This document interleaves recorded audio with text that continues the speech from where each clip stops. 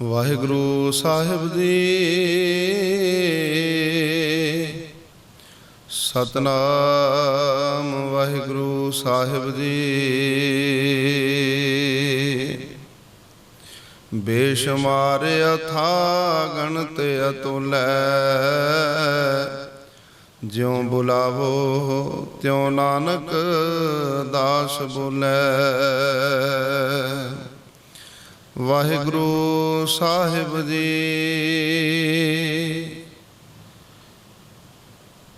आपे पट्टी कलम आप, उपर लेख भेतों। एको कहिए नानका, दूजा काहे को। धन सो भांडा कलम धन,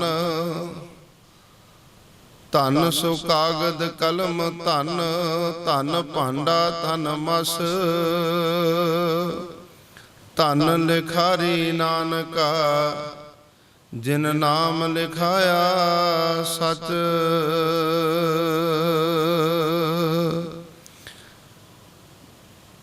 जुगो जुग अटल। चवर छत्र तख्त दे मालक, रूहानीयत दे मुजस्मे, लोक अते परलोक दे रखियक, सर्व सांझी वालता दे प्रतीक, दुनिया दे राहबर पीराने पीर समर्थ पिता सतगुरु गुरु ग्रंथ साहब महाराज जी दी पावन पवित्र निੱਘੀ गोद दा आनंद मान रही गुरु रूप गुरु सवारी साध संगत जी।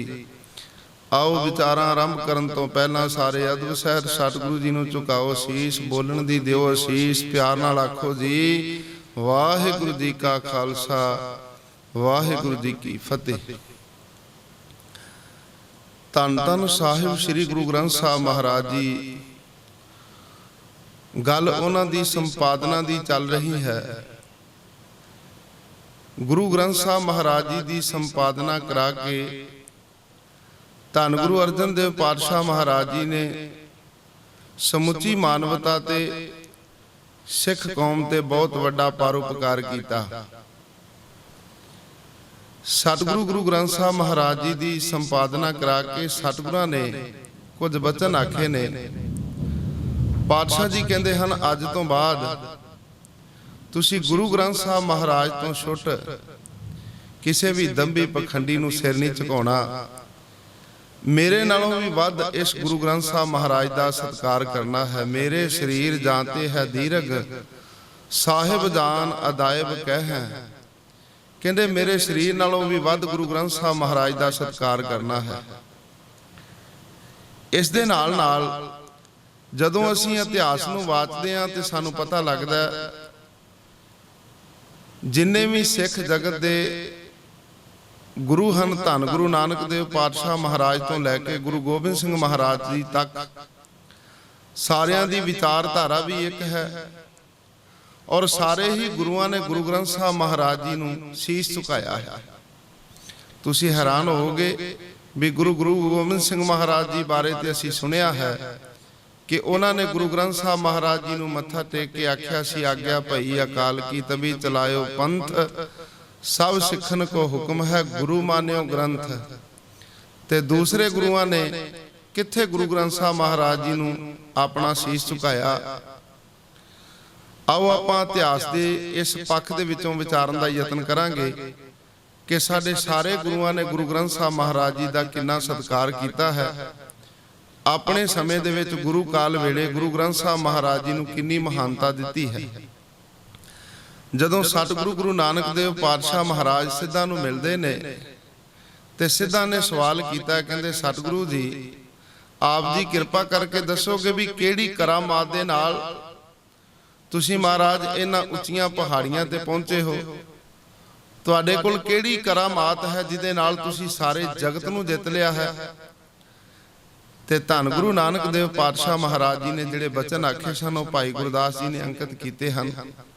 सतगुरु जी कहते हैं सिद्धो जे तुसीं पुछदे हो तो मैं दस दिंदा हां। गुरबाणी गुर शब्द बिना दूजी ओट नहीं है राई। कहते मैनू तो गुरबाणी तो बिना होर किसी चीज़ का भरोसा ही नहीं। ਮੈਂ ਤੇ ਅੱਜ ਤੱਕ ਜਿੰਨੀਆਂ ਵੀ ਮੱਲਾਂ ਮਾਰੀਆਂ ਨੇ, ਜੋ ਕੁਝ ਵੀ ਕੀਤਾ ਹੈ ਉਹ ਗੁਰਬਾਣੀ ਦੇ ਆਸਰੇ ਕੀਤਾ ਹੈ। ਮੈਨੂੰ ਤੇ ਗੁਰਬਾਣੀ ਦਾ ਓਟ ਆਸਰਾ ਹੈ, ਉਹਦੇ ਤੋਂ ਬਿਨਾਂ ਹੋਰ ਕਿਸੇ ਚੀਜ਼ ਦਾ ਰੰਚਕ ਮਾਤਰ ਵੀ ਓਟ ਆਸਰਾ ਨਹੀਂ। ਧੰਨ ਗੁਰੂ ਨਾਨਕ ਦੇਵ ਪਾਤਸ਼ਾਹ ਮਹਾਰਾਜ ਜੀ ਤੋਂ ਬਾਅਦ ਸਮਾਂ ਆਉਂਦਾ ਧੰਨ ਗੁਰੂ ਅੰਗਦ ਦੇਵ ਪਾਤਸ਼ਾਹ ਮਹਾਰਾਜ ਜੀ ਦਾ, ਜਿਹੜਾ ਅਜੇ ਬਾਬੇ ਲਹਿਣੇ ਦੇ ਰੂਪ ਵਿੱਚ ਹਨ।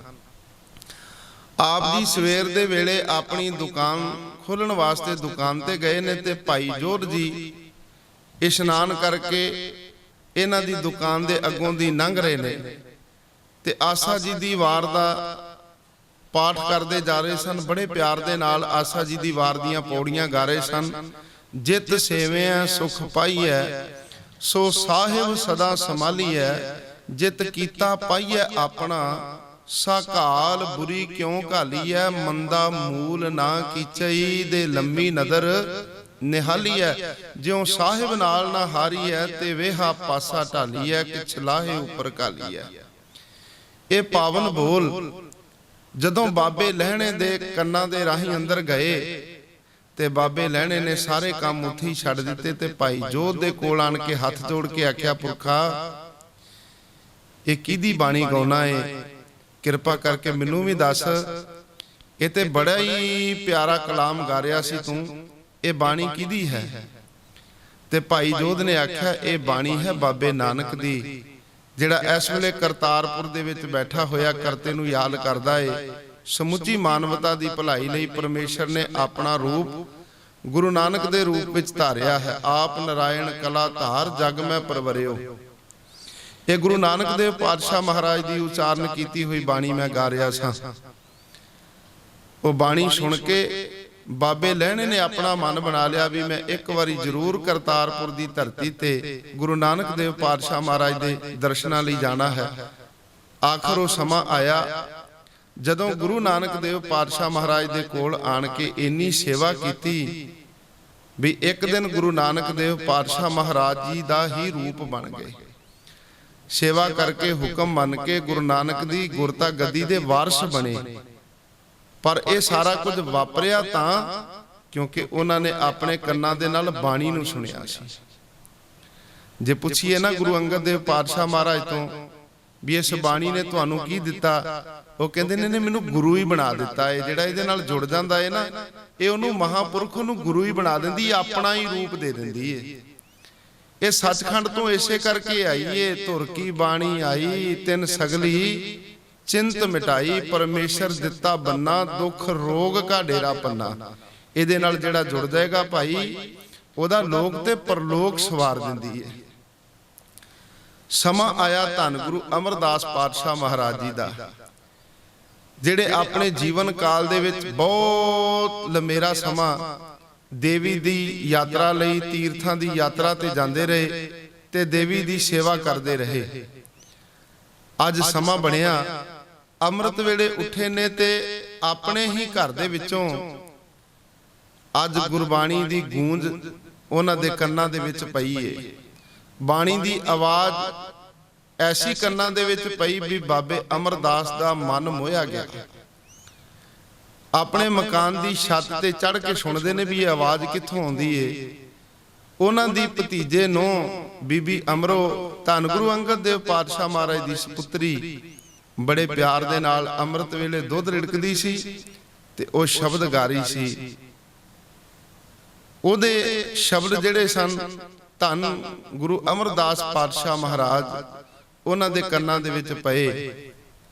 ਬੀਬੀ ਬੜੇ ਪਿਆਰ ਦੇ ਨਾਲ ਸ਼ਬਦ ਪੜ੍ਹ ਰਹੀ ਸੀ। ਕਾਇਆ ਅਹਰਣ ਮਨ ਵਿੱਚ ਲੋਹਾ, ਪੰਚ ਅਗਨ ਤਿਤ ਲਾਗ ਰਹੀ। ਕੋਇਲੇ ਪਾਪ ਪੜੇ ਤਿਸ ਉਪਰ, ਮਨ ਜਲਿਆ ਸੰਨੀ ਚਿੰਤ ਭਈ। ਭਇਆ ਮਨੂਰ ਕੰਚਨ ਫਿਰ ਹੋਵੇ, ਜੇ ਗੁਰ ਮਿਲੈ ਤਨੇਹਾ। ਏਕ ਸ਼ਬਦ ਅੰਮ੍ਰਿਤ ਉਹ ਦੇਵੈ, ਤਉ ਨਾਨਕ ਤ੍ਰਿਸ਼ਟਸ ਦੇਹਾ। ਆਰੰਭ ਦੀਆਂ ਪੰਕਤੀਆਂ ਨੇ ਜਾਲੀ ਰੈਨ ਜਾਲ ਦਿਨ ਹੁਆ, ਜੇਤੀ ਘੜੀ ਫਾਹੀ ਤੇਤੀ। ਰਸ ਰਸ ਚੋਗ ਚੁਗੇ ਨਿਤ ਫਾਸੇ, ਛੂਟਸ ਮੂੜੇ ਕੌਣ ਗੁਣੀ।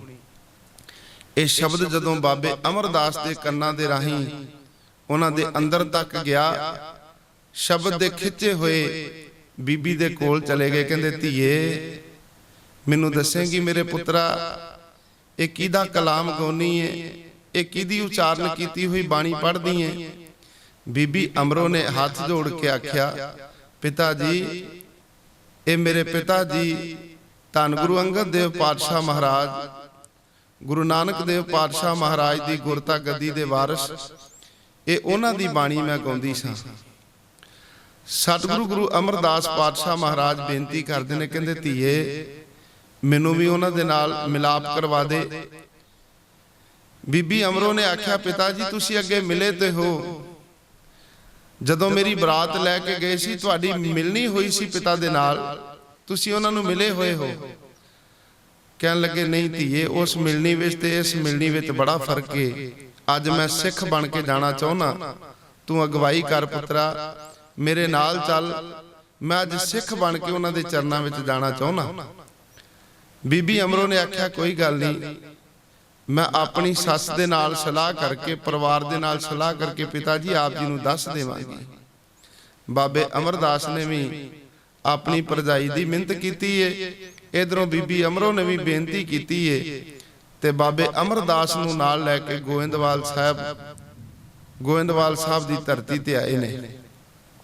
ਬਾਬੇ ਅਮਰਦਾਸ ਨੇ ਆਪਣਾ ਮਨ ਬਣਾ ਲਿਆ ਵੀ ਸਤਿਗੁਰੂ ਦੀ ਸੇਵਾ ਕਰਕੇ, ਗੁਰੂ ਅੰਗਦ ਦੇਵ ਪਾਤਸ਼ਾਹ ਮਹਾਰਾਜ ਦੀ ਸੇਵਾ ਕਰਕੇ ਹੁਣ ਇੱਥੋਂ ਹੀ ਸਾਰੀਆਂ ਖੁਸ਼ੀਆਂ ਪ੍ਰਾਪਤ ਕਰਨੀਆਂ ਹਨ, ਲੋਕ ਤੇ ਪਰਲੋਕ ਇੱਥੇ ਰਹਿ ਕੇ ਸਵਾਰਨਾ ਹੈ। ਆਪ ਜੀ ਇਤਿਹਾਸ ਤੋਂ ਜਾਣੂ ਹੋ, ਬਜ਼ੁਰਗੀ ਵੇਲੇ ਧੰਨ ਗੁਰੂ ਅਮਰਦਾਸ ਪਾਤਸ਼ਾਹ ਮਹਾਰਾਜ ਨੇ ਇੰਨੀ ਸੇਵਾ ਕੀਤੀ ਵੀ ਗੁਰੂ ਅੰਗਦ ਦੇਵ ਪਾਤਸ਼ਾਹ ਮਹਾਰਾਜ ਜੀ ਦਾ ਹੀ ਰੂਪ ਬਣ ਗਏ। ਤੇ ਜਦੋਂ ਫਿਰ ਬਾਣੀ ਲਿਖਣ ਦਾ ਸਮਾਂ ਆਇਆ ਨਾ, ਉਹਨਾਂ ਨੇ ਆਪ ਫਿਰ ਬਾਣੀ ਉਚਾਰਨ ਕੀਤੀ ਤੇ ਸਿੱਖਾਂ ਨੂੰ ਵੀ ਹਦਾਇਤ ਕੀਤੀ, ਆਓ ਸਿੱਖ ਸਤਿਗੁਰੂ ਕੇ ਪਿਆਰਿਓ ਗਾਵੋ ਸੱਚੀ ਬਾਣੀ, ਬਾਣੀ ਤਾਂ ਗਾਵੋ ਗੁਰੂ ਕੇਰੀ, ਬਾਣੀਆਂ ਸਿਰ ਬਾਣੀ। ਸਿੱਖਾਂ ਨੇ ਪੁੱਛਿਆ ਮਹਾਰਾਜ ਤੁਸੀਂ ਸੱਚੀ ਬਾਣੀ ਦੀ ਗੱਲ ਕਰਦੇ ਹੋ, ਸੱਚੀ ਬਾਣੀ ਤੋਂ ਇਲਾਵਾ ਕੋਈ ਬਾਣੀ ਹੋਰ ਵੀ ਹੈ? ਧੰਨ ਗੁਰੂ ਅਮਰਦਾਸ ਪਾਤਸ਼ਾਹ ਮਹਾਰਾਜ ਕਹਿੰਦੇ ਹਾਂ ਪਿਆਰਿਓ, ਕੁਝ ਕੱਚੀਆਂ ਰਚਨਾਵਾਂ ਨੇ, ਉਹਨਾਂ ਦੇ ਨਾਲ ਨਹੀਂ ਜੁੜਨਾ। ਸਤਿਗੁਰੂ ਬਿਨਾ ਹੋਰ ਕੱਚੀ ਹੈ ਬਾਣੀ, ਬਾਣੀ ਤਾਂ ਕੱਚੀ ਸਤਿਗੁਰੂ ਬਾਝੋਂ ਹੋਰ ਕੱਚੀ ਬਾਣੀ। ਕਹਿੰਦੇ ਕੱਚੇ ਸੁਣਦੇ ਕੱਚੇ, ਕੱਚੀ ਆਖ ਵਖਾਣੀ। ਬਾਬੇ ਅਮਰਦਾਸ ਨੂੰ ਗੁਰੂ ਬਣਾਉਣ ਵਾਲੀ ਇਹ ਧੰਨ ਗੁਰੂ ਗ੍ਰੰਥ ਸਾਹਿਬ ਮਹਾਰਾਜ ਦੀ ਬਾਣੀ ਸੀ। ਬਾਣੀ ਸੁਣ ਕੇ ਉਹ ਗੁਰੂ ਘਰ ਵਿੱਚ ਆਏ ਨੇ। ਅੱਗੇ ਚੱਲੀਏ, ਵੇਲਾ ਆਇਆ ਧੰਨ ਗੁਰੂ ਰਾਮਦਾਸ ਪਾਤਸ਼ਾਹ ਮਹਾਰਾਜ ਜੀ ਦਾ। ਉਹਨਾਂ ਨੇ ਇੰਨੀ ਸੇਵਾ ਕੀਤੀ, ਆਪਣੇ ਸਮੇਂ ਦੇ ਵਿੱਚ ਸੇਵਾ ਕਰਕੇ ਇੱਕ ਦਿਨ ਗੁਰੂ ਅਮਰਦਾਸ ਪਾਤਸ਼ਾਹ ਮਹਾਰਾਜ ਨੂੰ ਪ੍ਰਸੰਨ ਕਰ ਲਿਆ ਤੇ ਗੁਰੂ ਨਾਨਕ ਦੇਵ ਪਾਤਸ਼ਾਹ ਮਹਾਰਾਜ ਦੀ ਗੁਰਤਾ ਗੱਦੀ ਦੇ ਵਾਰਿਸ ਬਣੇ। ਜਦੋਂ ਗੁਰਤਾ ਗੱਦੀ ਤੇ ਬਿਰਾਜਮਾਨ ਹੋਏ ਨਾ, ਤੇ ਉਹਨਾਂ ਨੇ ਫਿਰ ਸ਼ਬਦ ਆਖੇ, ਬਾਣੀ ਗੁਰੂ ਹੈ ਬਾਣੀ ਵਿੱਚ ਬਾਣੀ, ਅੰਮ੍ਰਿਤ ਸਾਰੇ ਗੁਰਬਾਣੀ ਕਹਿ ਸੇਵਕ ਜਨ ਮਾਨੇ, ਪ੍ਰਤੱਖ ਗੁਰੂ ਨਿਸਤਾਰੇ। ਬੜਾ ਸਤਿਕਾਰ ਕੀਤਾ ਆਪਣੇ ਸਮੇਂ ਦੇ ਵਿੱਚ। ਸਮਾਂ ਆਇਆ ਧੰਨ ਗੁਰੂ ਅਰਜਨ ਦੇਵ ਪਾਤਸ਼ਾਹ ਮਹਾਰਾਜ ਦਾ।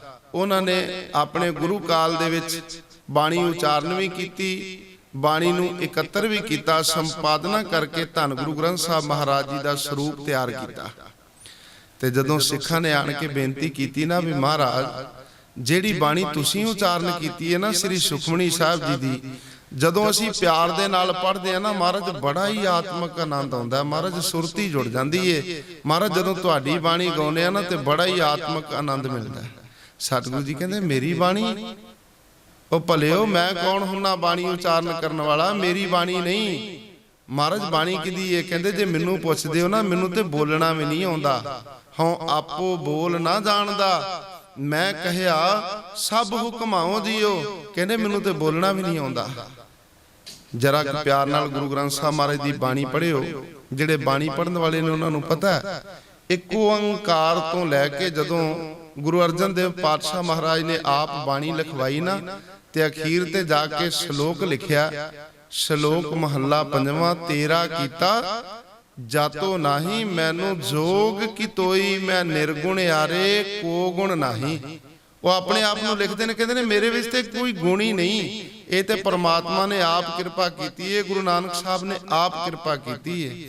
ਮੈਂ ਨਿਰਗੁਣ ਯਾਰੇ ਕੋ ਗੁਣ ਨਾਹੀ, ਆਪੇ ਤਰਸ ਪਿਓਈ, ਤਰਸ ਪਿਆ ਮਹਿਰਾਮਤ ਹੋਈ, ਸਤਿਗੁਰ ਸੱਜਣ ਮਿਲਿਆ, ਨਾਨਕ ਨਾਮ ਮਿਲਿਆ ਤਾਂ ਜੀਵਾਂ, ਤਨ ਮਨ ਥੀਵੈ ਹਰਿਆ। ਕਹਿੰਦੇ ਮੈਨੂੰ ਤੇ ਬੋਲਣਾ ਵੀ ਨਹੀਂ ਆਉਂਦਾ, ਇਹ ਤੇ ਸਾਰੀ ਕਿਰਪਾ ਗੁਰੂ ਨਾਨਕ ਦੇਵ ਪਾਤਸ਼ਾਹ ਮਹਾਰਾਜ ਦੀ ਹੋਈ ਹੈ, ਵੱਡੇ ਗੁਰੂ ਸਾਹਿਬਾਨਾਂ ਨੇ ਕਿਰਪਾ ਕੀਤੀ ਹੈ। ਵੇਲਾ ਆਇਆ ਗੁਰੂ ਹਰਗੋਬਿੰਦ ਪਾਤਸ਼ਾਹ ਮਹਾਰਾਜ ਦਾ। ਵਿਸ਼ਾ ਚੱਲ ਰਿਹਾ ਵੀ ਕਿਸ ਤਰੀਕੇ ਨਾਲ ਸਾਡੇ ਗੁਰੂਆਂ ਨੇ ਗੁਰੂ ਗ੍ਰੰਥ ਸਾਹਿਬ ਦਾ ਸਤਿਕਾਰ ਕੀਤਾ ਹੈ, ਬਾਣੀ ਨੂੰ ਕਿੰਨਾ ਉੱਚਾ ਦਰਜਾ ਦਿੱਤਾ ਹੈ। ਅੱਜ ਗੁਰੂ ਹਰਗੋਬਿੰਦ ਪਾਤਸ਼ਾਹ ਮਹਾਰਾਜ ਜੀ ਦਾ ਦਰਬਾਰ ਸਜਿਆ, ਲੱਗੇ ਹੋਏ ਦੀਵਾਨ ਦੇ ਵਿੱਚ ਸਤਿਗੁਰਾਂ ਨੇ ਇੱਕ ਹੁਕਮ ਕਰ ਦਿੱਤਾ, ਕਹਿੰਦੇ ਕੋਈ ਗੁਰੂ ਕਾ ਸਿੱਖ, ਕੋਈ ਗੁਰੂ ਸਿੱਖ ਬੇਟਾ ਆਣ ਕੇ ਅੱਜ ਸਾਨੂੰ ਜਪ ਬਾਣੀ ਦਾ ਪਾਠ ਸ਼ੁੱਧ ਸੁਣਾ ਦੇਵੇ। ਜਦੋਂ ਸਤਿਗੁਰਾਂ ਨੇ ਬੋਲ ਆਖੇ ਨਾ ਤੇ ਸੰਗਤ ਵਿੱਚ ਸਨਾਟਾ ਛਾ ਗਿਆ ਵੀ ਗੁਰੂ ਸਾਹਿਬ ਦੇ ਸਾਹਮਣੇ ਬਹਿ ਕੇ, ਉਹਨਾਂ ਦੀ ਹਜ਼ੂਰੀ ਦੇ ਵਿੱਚ ਬਹਿ ਕੇ ਕਿਹੜਾ ਸ਼ੁੱਧ ਪਾਠ ਸੁਣਾਏਗਾ। ਹੁਣ ਕਿਸੇ ਦੀ ਹਿੰਮਤ ਨਹੀਂ ਪੈਂਦੀ। ਭਾਈ ਗੋਪਾਲਾ ਜੀ ਹੱਥ ਜੋੜ ਕੇ ਗਲ ਦੇ ਵਿੱਚ ਪੱਲਾ ਪਾ ਕੇ ਗੁਰੂ ਹਰਗੋਬਿੰਦ ਪਾਤਸ਼ਾਹ ਮਹਾਰਾਜ ਦੇ ਸਾਹਮਣੇ ਹੋਏ ਨੇ। ਕਹਿੰਦੇ ਪਾਤਸ਼ਾਹ ਜੇ ਆਪ ਜੀ ਰਹਿਮਤ ਕਰੋ, ਸੀਸ ਤੇ ਮੇਰਾ ਭਰਿਆ ਹੱਥ ਰੱਖੋ ਨਾ, ਤੇ ਜਪ ਬਾਣੀ ਦਾ ਪਾਠ ਆਪ ਜੀ ਦੀ ਕਿਰਪਾ ਦੇ ਨਾਲ ਦਾਸ ਸੁਣਾ ਸਕਦਾ ਹੈ। ਮਹਾਰਾਜ ਆਪ ਕਿਰਪਾ ਕਰਕੇ ਸੇਵਾ ਲੈ ਲਓ। ਜਦੋਂ ਇੰਨੀ ਨਿਮਰਤਾ ਦੇ ਵਿੱਚ ਬਚਨ ਕੀਤੇ ਨਾ, ਬੇਨਤੀਆਂ ਕੀਤੀਆਂ, ਤੇ ਧੰਨ ਗੁਰੂ ਹਰਗੋਬਿੰਦ ਪਾਤਸ਼ਾਹ ਮਹਾਰਾਜ ਪ੍ਰਸੰਨ ਹੋਏ। ਭਾਈ ਗੋਪਾਲੇ ਦਾ ਆਪਣੇ ਨਾਲੋਂ ਉੱਚਾ ਆਸਣ ਲਵਾਇਆ। ਜਰਾ ਖਿਆਲ ਕਰਿਆ ਜੇ ਵੀ ਗੁਰੂ ਸਾਹਿਬ ਕਿੰਨਾ ਸਤਿਕਾਰ ਕਰਦੇ ਨੇ ਬਾਣੀ ਪੜ੍ਹਨ ਵਾਲਿਆਂ ਦਾ। ਆਪਣੇ ਤੋਂ ਉੱਚਾ ਆਸਣ ਲਵਾਇਆ ਵੀ ਇੱਥੇ ਬੈਠ ਕੇ ਗੁਰੂ ਕੇ ਸਿੱਖ ਨੇ ਬਾਣੀ ਪੜ੍ਹਨੀ ਹੈ। ਤੇ ਭਾਈ ਗੋਪਾਲਾ ਜੀ ਜਪ ਬਾਣੀ ਦਾ ਪਾਠ ਸ਼ੁਰੂ ਕਰਦੇ ਨੇ। ਇੱਕ ਓੰਕਾਰ ਤੋਂ ਲੈ ਕੇ ਉਹਨਾਂ ਨੇ ਜਿਨੀ ਨਾਮ ਧਿਆਇਆ, ਗਏ ਮਸ਼ਕਤ ਕਾਲ ਤੱਕ ਜਪ ਬਾਣੀ ਦਾ ਪਾਠ ਕੀਤਾ ਬੜੇ ਪਿਆਰ ਦੇ ਨਾਲ। ਜਦੋਂ ਜਪ ਬਾਣੀ ਦਾ ਪਾਠ ਕਰਦੇ ਸਨ ਤੇ ਅਖੀਰਲੇ ਸ਼ਲੋਕ ਤੇ ਜਾ ਕੇ ਮਨ ਦੇ ਵਿੱਚ ਫੁਰਨਾ ਆ ਗਿਆ।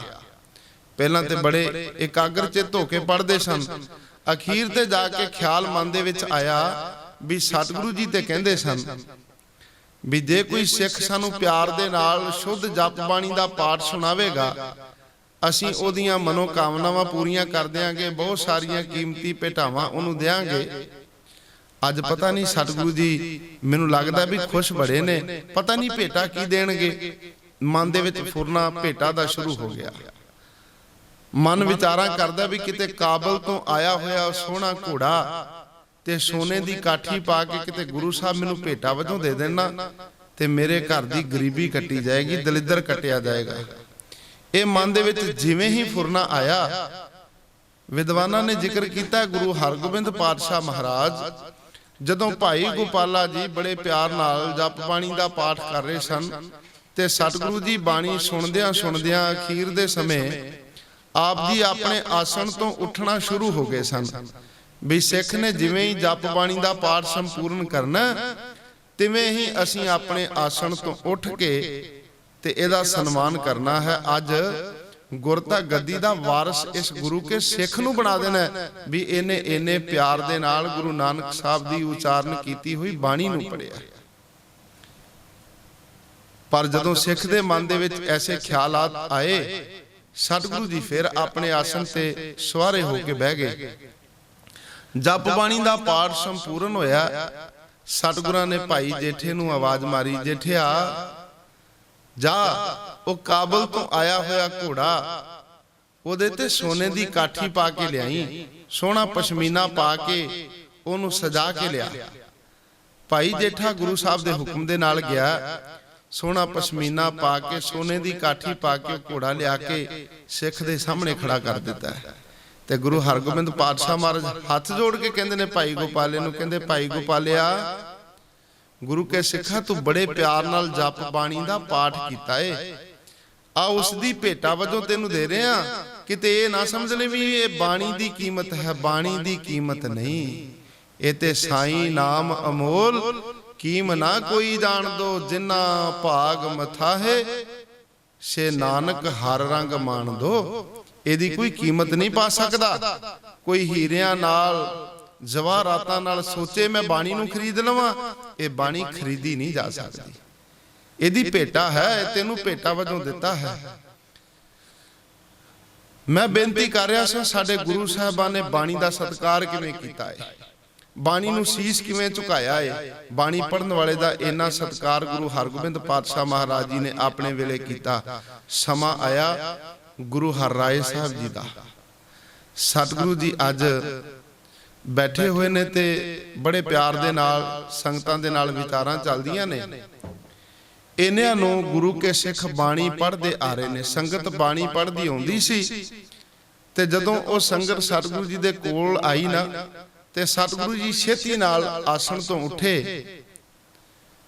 ਅਚਾਨਕ ਸਤਿਗੁਰੂ ਜੀ ਦੇ ਗੋਡੇ ਤੇ ਸੱਟ ਲੱਗੀ ਜਦੋਂ ਕਾਹਲੀ ਨਾਲ ਉੱਠੇ। ਸਿੱਖ ਸੰਗਤਾਂ ਨੇ ਬੇਨਤੀ ਕੀਤੀ, ਮਹਾਰਾਜ ਏਡੀ ਵੀ ਕਾਹਦੀ ਕਾਹਲੀ ਸੀ, ਆਪ ਜੀ ਇੱਕਦਮ ਉੱਠੇ। ਮਹਾਰਾਜ ਸੰਗਤਾਂ ਹੀ ਤੇ ਆਉਂਦੀਆਂ ਸਨ। ਸਤਿਗੁਰੂ ਜੀ ਕਹਿੰਦੇ ਨਾ ਭਾਈ, ਉਹ ਸਾਡੇ ਵੱਡੇ ਗੁਰੂ ਸਾਹਿਬਾਨਾਂ ਦੀ ਉਚਾਰਨ ਕੀਤੀ ਹੋਈ ਬਾਣੀ ਪੜ੍ਹਦੀਆਂ ਆ ਰਹੀਆਂ ਸਨ ਗੁਰੂ ਕੀਆਂ ਸੰਗਤਾਂ, ਤੇ ਬਾਣੀ ਦੇ ਸਤਿਕਾਰ ਵਜੋਂ ਮੈਂ ਇੱਕਦਮ ਉੱਠ ਕੇ ਖੜਾ ਹੋਇਆ, ਇਸ ਕਰਕੇ ਸੱਟ ਵੱਜ ਗਈ। ਬਾਣੀ ਦਾ ਸਤਿਕਾਰ ਕਰਨਾ ਸਿੱਖ ਦਾ ਮੁੱਢਲਾ ਫਰਜ਼ ਹੈ, ਇਸ ਕਰਕੇ ਮੈਂ ਛੇਤੀ ਨਾਲ ਉੱਠ ਕੇ ਬਾਣੀ ਦਾ ਸਤਿਕਾਰ ਕੀਤਾ ਹੈ। ਸਿੱਖ ਕਹਿੰਦੇ ਨੇ ਮਹਾਰਾਜ ਬਾਣੀ ਵੀ ਤੇ ਤੁਹਾਡੇ ਗੁਰੂ ਸਾਹਿਬਾਨਾਂ ਦੀ ਉਚਾਰਨ ਕੀਤੀ ਹੋਈ। ਕਹਿੰਦੇ ਨਾ ਭਾਈ, ਬਾਣੀ ਦਾ ਸਤਿਕਾਰ ਕਰਨਾ ਇਹ ਸਾਡਾ ਫਰਜ਼ ਹੈ ਆਪਣੇ ਜੀਵਨ ਦੇ ਵਿੱਚ। ਜਿਨ ਭੈ ਬਾਣੀ ਅਦਬ ਨਾ ਧਾਰਾ, ਸੋ ਜਾਣੋ ਸਿੱਖ ਨਹੀਂ ਹਮਾਰਾ। ਗੁਰੂ ਹਰਰਾਏ ਸਾਹਿਬ ਜੀ ਨੇ ਐਸੇ ਬਚਨ ਕੀਤੇ। ਕਹਿੰਦੇ ਭਾਈ ਜਿਹੜੇ ਬਾਣੀ ਦਾ ਸਤਿਕਾਰ ਨਹੀਂ ਕਰਦੇ ਉਹ ਮਾਨੋ ਸਾਡੇ ਸਿੱਖ ਨਹੀਂ, ਉਹ ਸਾਡਾ ਸਿੱਖ ਨਹੀਂ ਹੋ ਸਕਦਾ ਜਿਹੜਾ ਬਾਣੀ ਦਾ ਸਤਿਕਾਰ ਨਹੀਂ ਕਰਦਾ। ਗੁਰੂ ਹਰਰਾਏ ਸਾਹਿਬ ਜੀ ਨੇ ਇੰਨਾ ਸਤਿਕਾਰ ਕੀਤਾ। ਸੰਗਤਾਂ ਨੂੰ ਵੀ ਸਤਿਗੁਰੂ ਜੀ ਨੇ ਸਮਝਾਇਆ ਵੀ ਬਾਣੀ ਦਾ ਸਤਿਕਾਰ ਕਰਨਾ ਹੈ। ਵੇਲਾ ਆਇਆ ਗੁਰੂ ਹਰਕ੍ਰਿਸ਼ਨ ਪਾਤਸ਼ਾਹ ਮਹਾਰਾਜ ਦਾ।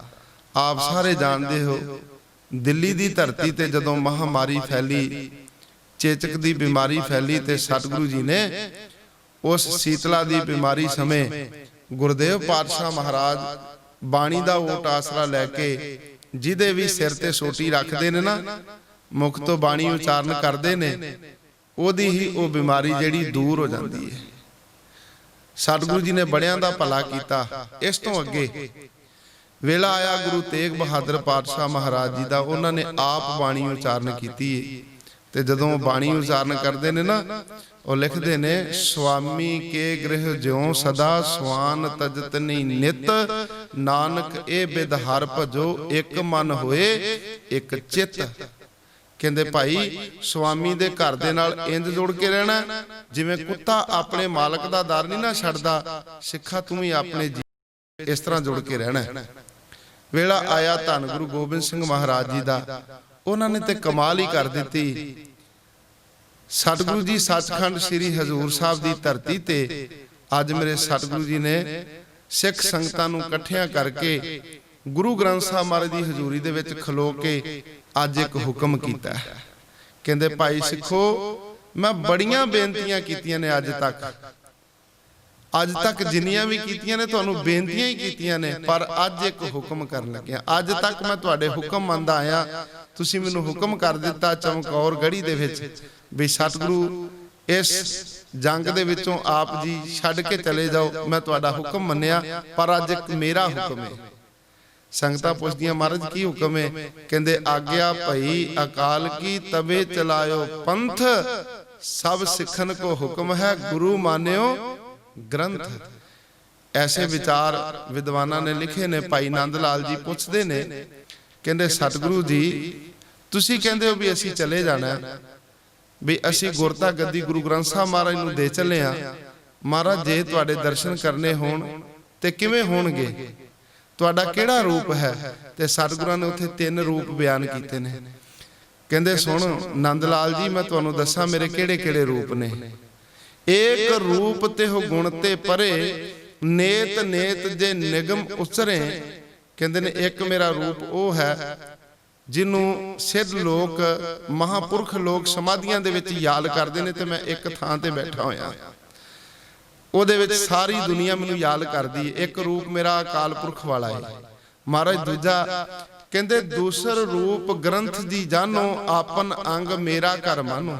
ਕਹਿੰਦੇ ਗੁਰੂ ਗ੍ਰੰਥ ਸਾਹਿਬ ਮਹਾਰਾਜ ਵੀ ਮੇਰਾ ਹੀ ਰੂਪ ਹਨ। ਸਤਿਗੁਰੂ ਜੀ ਮੰਨ ਲਿਆ ਵੀ ਗੁਰੂ ਗ੍ਰੰਥ ਸਾਹਿਬ ਮਹਾਰਾਜ ਜੀ ਤੁਹਾਡਾ ਹੀ ਰੂਪ ਨੇ, ਤੇ ਜੇ ਤੁਹਾਡੇ ਨਾਲ ਗੱਲਾਂ ਕਰਨੀਆਂ ਹੁਣ ਜਿਵੇਂ ਅਸੀਂ ਅੱਜ ਤੁਹਾਡੇ ਨਾਲ ਗੱਲਾਂ ਕਰਦੇ ਆਂ, महाराज तुहाडे नाल गल्लां किवें होणगीਆਂ। बड़े अहम सवाल ने भाई नंद लाल दे ते सतगुरु जी जवाब दिंदे ने।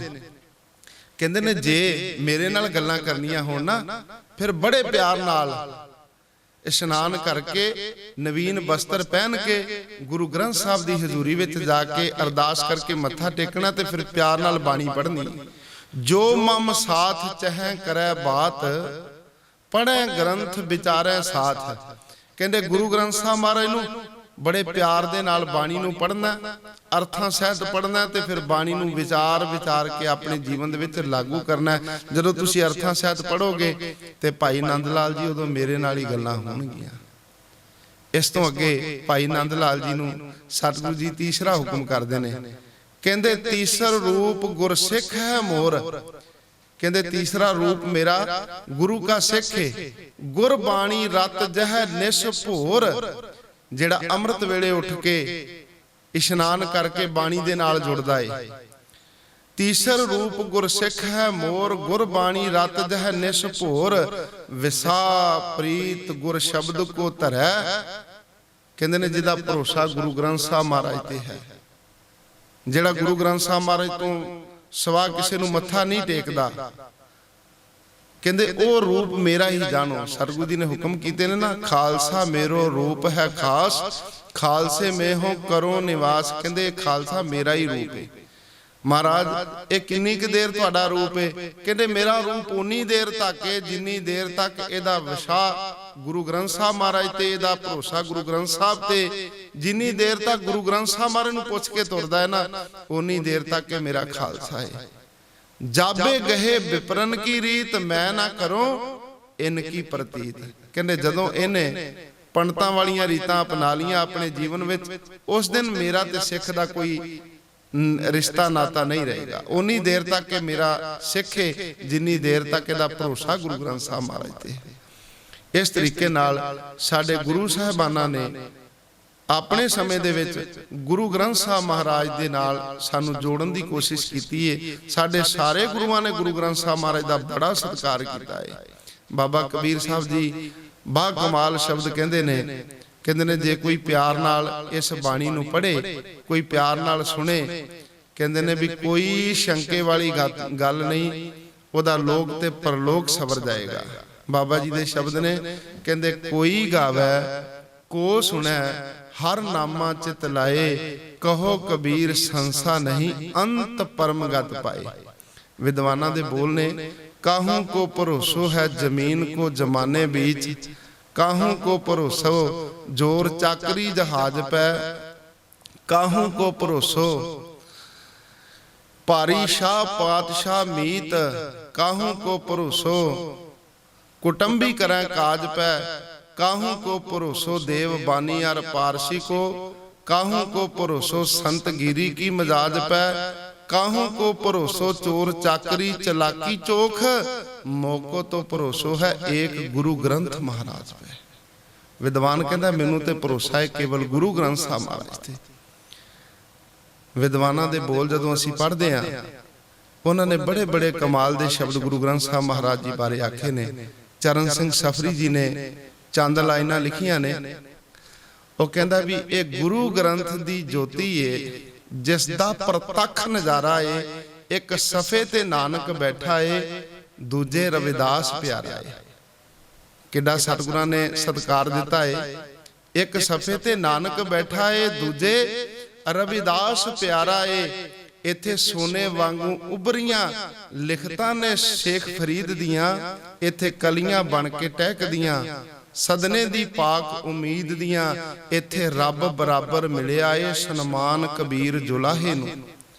इत्थे नामदेव कोई शिंबा भी बैठा है खट के लाहे नूं। इत्थे रब बराबर मिलिया है ते रुतबा पाया धन्ने ने। इहदे एक एक सुंदर पन्ने ते खिलरे हुए सुंदर पन्ने ने।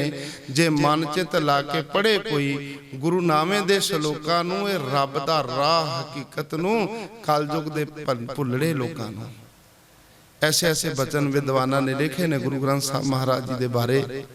हथ जोड़ बेनती है भाई, इस कलयुग दे भयानक समय विच गुरु ग्रंथ साहब महाराज जी का ओट आसरा लईए। ये ਇਹਨੇ ਹੀ ਸਾਡੇ ਜੀਵਨ ਦੇ ਬੇੜੀ ਨੂੰ ਇਸ ਭਿਆਨਕ ਸਮੇਂ ਦੇ ਵਿੱਚ ਭਵ ਸਾਗਰ ਤੋਂ ਪਾਰ ਕਰਨਾ ਹੈ। ਸਤਿਗੁਰੂ ਜੀ ਨੇ ਬੜੇ ਸੁੰਦਰ ਬੋਲ ਆਖੇ ਹਨ। ਕਹਿੰਦੇ ਨੇ, ਗੁਰੂ ਗ੍ਰੰਥ ਜਹਾਜ਼ ਸੋ ਭੋਜਲ ਕੇ ਤਰ ਜਾਤ ਸੁਖੈਨ ਜਿਨੀ ਚਿਤ ਲਾਇਓ। ਜਿਹੜੇ ਇਸ ਜਹਾਜ਼ ਦੇ ਵਿੱਚ ਬਹਿਣਗੇ ਭਾਈ, ਉਹ ਭਵ ਸਾਗਰ ਤੋਂ ਪਾਰ ਹੋ ਜਾਣਗੇ। ਸਤਿਗੁਰੂ ਜੀ ਦੇ ਪਾਵਨ ਇਤਿਹਾਸ ਦੀ ਵਿਚਾਰ ਕਰਦੇ ਆਂ, ਗੁਰਬਾਣੀ ਦੀ ਵਿਚਾਰ ਕਰਦੇ ਆਂ। ਬੇਅੰਤ ਹੋਈਆਂ ਭੁੱਲਾਂ ਪਾਤਸ਼ਾਹ ਬਖਸ਼ਣਯੋਗ ਹਨ। ਪਿਆਰ ਨਾਲ ਫਤਿਹ ਬੁਲਾਓ ਜੀ। ਵਾਹਿਗੁਰੂ ਜੀ ਕਾ ਖਾਲਸਾ, ਵਾਹਿਗੁਰੂ ਜੀ ਕੀ ਫਤਿਹ।